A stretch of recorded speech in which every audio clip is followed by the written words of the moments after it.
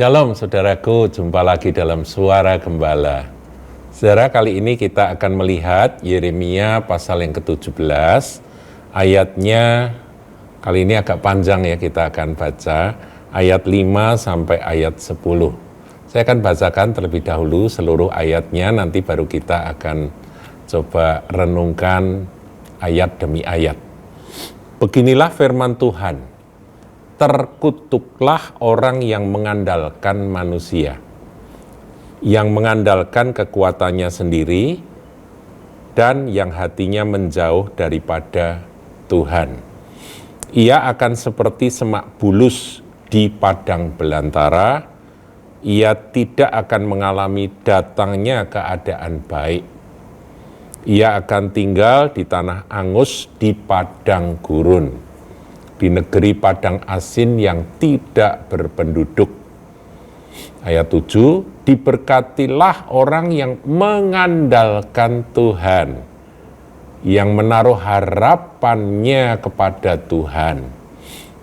Ia akan seperti pohon yang ditanam di tepi air, yang merambatkan akar-akarnya ke tepi batang air, dan yang tidak mengalami datangnya panas terik, yang daunnya tetap hijau, yang tidak khawatir dalam tahun kering, tidak khawatir masa pandemi gitu ya, dan yang tidak berhenti menghasilkan buah, ya jadi di masa merebaknya corona tetap berbuah-buah begitu ya saudara.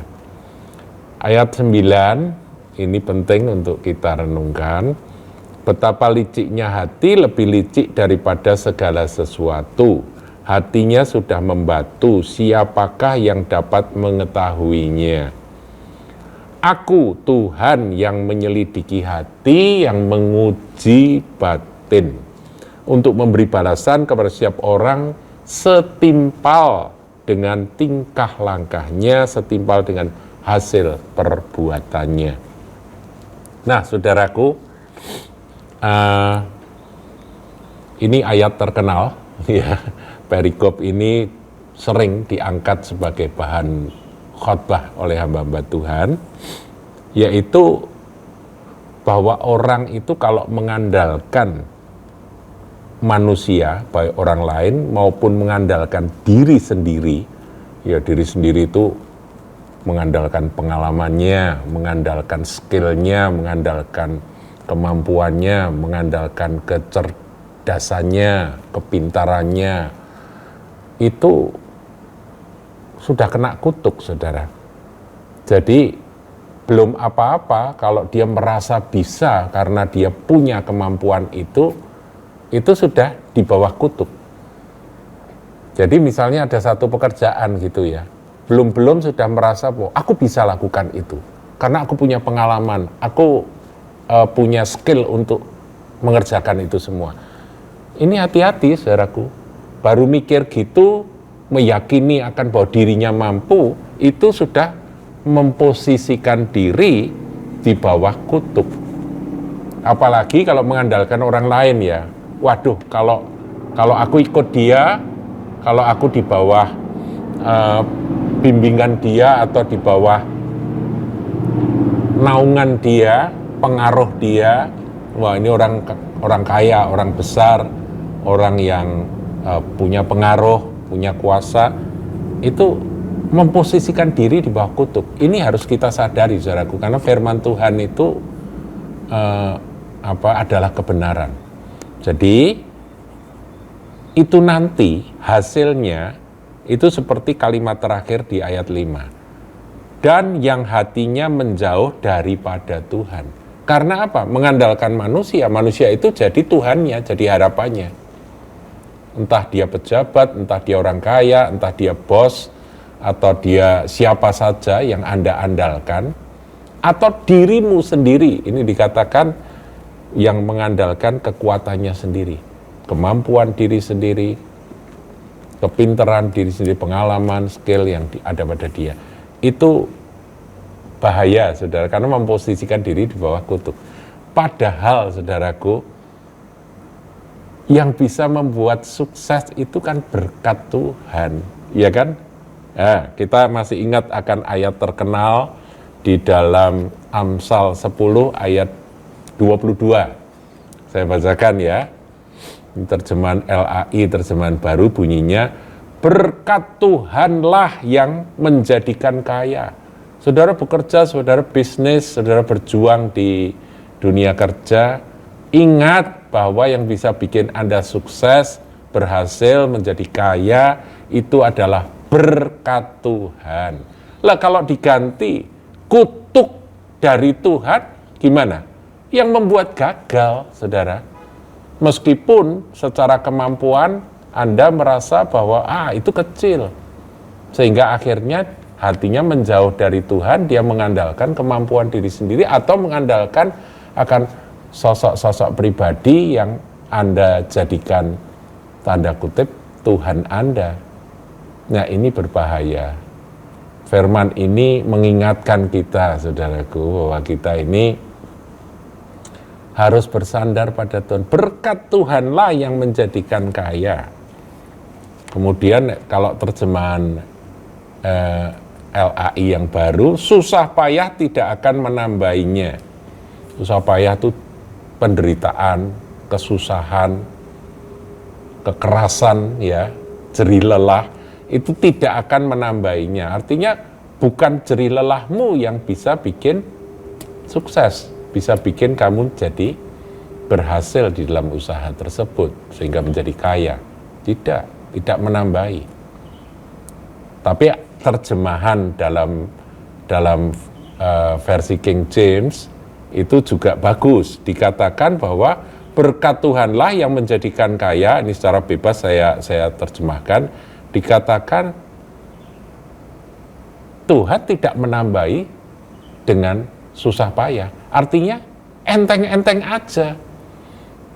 Anda ringan-ringan aja tanpa harus menderita, berkat itu datang melimpah. Kalau Tuhan memberkati, betapa indahnya diberkati Tuhan. Tapi saudaraku, syaratnya kita lanjutkan ya, Yeremia 17 ayat yang kalau ayat ke-6 itu keterangan lebih lanjut dari terkutuklah orang yang mengandalkan manusia atau diri sendiri.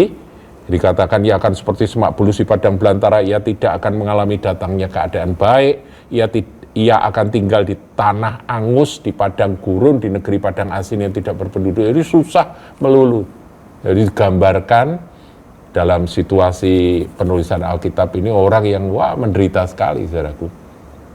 Di tanah angus, di padang gurun ya, padang asin tidak berpenduduk, ini ngeri sekali. Tapi ayat 7 sebaliknya merupakan lawan kata dari ayat 5. Diberkatilah orang yang mengandalkan Tuhan. Nah, ini kegenapan dari Amsal tadi, saudara, Amsal 10 ayat 22. Berkat Tuhanlah yang menjadikan kaya. Jadi diberkatilah orang yang mengandalkan Tuhan. Jadi meskipun ada tawaran kerja, saudara tentunya tidak salah mengukur diri bahwa Anda punya pengalaman untuk mengerjakan itu, Anda punya kemampuan, Anda punya skill untuk melakukan itu tidak salah. Tetapi andalan kita adalah tetap Tuhan. Karena apa? Berkat Tuhanlah yang menjadikan kaya. Dan kalaupun aku berjerih lelah dengan mengandalkan kekuatanku sendiri, kalau Tuhan tidak memberkati, gagal melulu. Paham, saudaraku ya? Menaruh harapnya pada Tuhan. Digambarkan seperti apa orang yang berharap pada Tuhan, yang mengandalkan Tuhan. Ia akan seperti pohon yang ditanam di tepi air, yang merambatkan ke akar-akarnya ke tepi batang air. Saudara bisa bayangkan, pohon dekat saluran air, dekat sungai, itu akarnya itu akan selalu mendapat asupan kehidupan dari air sungai itu. Dan tidak mengalami datangnya panas terik. Bukan berarti tidak ada panas terik. Ada panas terik, tapi dia punya cukup air untuk bertahan. Yang daunnya tetap hijau, yang tidak khawatir dalam tahun kering. Ya tadi saya sudah singgung, tidak khawatir di masa pandemi, dia tetap hijau, tetap ya tidak berhenti menghasilkan buah di masa sulit. Karena apa? Ya rahasianya berkat Tuhan. Ada berkat Tuhan menyertai, saudaraku. Alangkah indahnya dan enaknya enak tenan begitu saudaraku kalau kita ini diberkati Tuhan. Tapi ayat 9 dan 10 ini perenungan yang menutup akan apa yang saya sudah bahas ini. Dikatakan betapa liciknya hati, lebih licik daripada segala sesuatu. Kita harus waspada. Ada banyak orang berkata, aku mengandalkan Tuhan, aku benar-benar berharap hanya kepada Tuhan. Mulutnya ngomong gitu, hatinya mengandalkan diri sendiri. Aku mengandalkan Tuhan, mulutnya, tapi hatinya dia mengandalkan orang, mengandalkan si dia, orang kuat, orang berpengaruh, orang yang punya jabatan, orang yang punya duit. Saudaraku, ini kelicikan hati, inilah yang harus kita hancurkan di hadapan Tuhan. Jadi sebelum saudara menerima satu job, satu pekerjaan, sebelum saudara memulai akan suatu usaha atau apapun, tersungkurlah di bawah kaki Tuhan. Rendahkan dirimu di bawah tangan Tuhan yang kuat, maka Dia akan meninggikan Anda. Ingat, berkat Tuhanlah yang menjadikan kaya. Saudara mau jeri lelah, tidak menambahinya. Tapi kalau Tuhan yang memberkati, saudara nggak perlu jeri lelah, nggak perlu susah-susah, nggak perlu sakit-sakit. Tuhan sudah akan mengalirkan berkat-berkat sehingga Anda menjadi berkelimpahan. Ayat 10. Aku Tuhan yang menyelidiki hati, yang menguji batin, untuk memberi balasan kepada setiap orang setimpal dengan tingkah langkah dan setimpal dengan hasil perbuatannya. Jadi yang dilihat oleh Tuhan apa? Hati. Yang diuji apa? Hati, saudaraku. Jadi hati ini yang diuji oleh Tuhan. Makanya lagu yang lama ya, lama kita jarang nyanyikan ya. Ujilah aku Tuhan, cobalah aku Tuhan. Ini benar, saudara. Jadi setiap kali kita berdoa, kita akui, Tuhan, hatiku ini jangan sampai jadi licik. Mulutku ngomong gini, tapi hatiku sebetulnya cenderung kepada mengandalkan manusia atau diri sendiri. Sehingga Amsal 10 ayat 22 tidak berlaku atas hidupku. Dijauhkan kiranya kita dari situasi seperti itu.